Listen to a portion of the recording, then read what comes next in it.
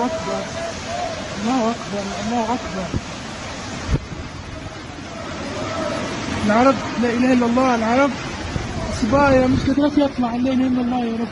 At least 11,300 are now believed to have died after torrents of water ripped through eastern Libya, a devastating toll that could largely have been avoided, global officials said Thursday. Marie Eldrees, Secretary General of the Libyan Red Crescent, told the Associated Press by phone that a further 10,100 had been reported missing in the ruined city of Derna. Earlier, city officials said the death toll could reach 20,000. A precise tally of the rising number of people killed is incredibly difficult given the level of destruction and the chaotic political situation in the region, with bodies still washing up on the shore and burials being held in mass graves.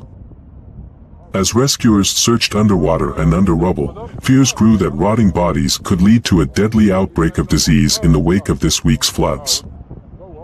Numbers have varied depending on which official has provided them, though all put the toll well into the thousands, and Derna's mayor has said that it could more than triple as search teams and survivors find more bodies in the ruins. The situation is very large and surprising for the city of Derna.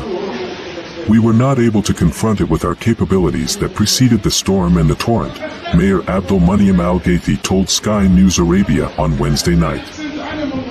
His office said that the number of those killed could hit 20,000, around a fifth of the city's population, based on estimates of those living in areas that were swept away. Most of the deaths could have been avoided if authorities had better warning systems in place, the United Nations Weather and Climate Agency said Thursday. They could have issued the warnings and the emergency management forces would have been able to carry out the evacuation of the people, and we could have avoided most of the human casualties, Peteri Talas, head of the World Meteorological Organization, told reporters in Geneva according to the AFP news agency. The agency said this week that it issued warnings 72 hours before the dams collapsed, including contacting the Libyan authorities and making statements to the media. This led to a state of emergency being declared in the North African country. One day before the storm hit Libya, the mayor said in a press conference that some areas surrounding the dam should be evacuated. But an emergency committee formed by the Eastern government's Interior Ministry ordered curfews instead.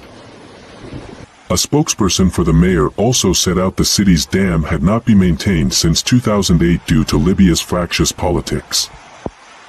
Mohamed Manfai, president of the Presidential Council of Libya, said on X, the social network formerly known as Twitter, on Thursday, that the country's public prosecutor would open an investigation into any possible negligence that contributed to the disaster.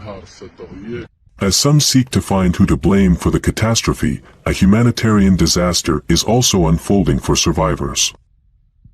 Fears are rising of waterborne disease affecting the area, especially with rotting bodies still washing ashore.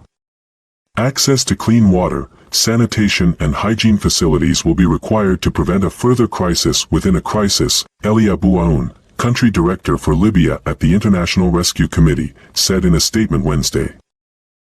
Around 30,000 people from Derna are displaced, according to the International Organization for Migration, a UN agency.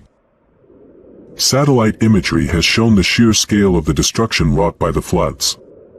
A government official estimated Wednesday that 25% of the city was completely destroyed or washed away.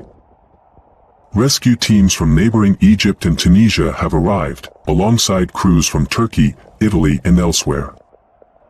But their efforts have been hampered by destroyed roads, as well as the interruption of power and communications in the city. Othman Abdul Jalil, the Eastern Libyan government's health minister, said divers were searching seawaters off the coast of Derna. In accordance with Islamic tradition, in which bodies are buried as soon as possible, more than 3,000 have already been placed in mass graves.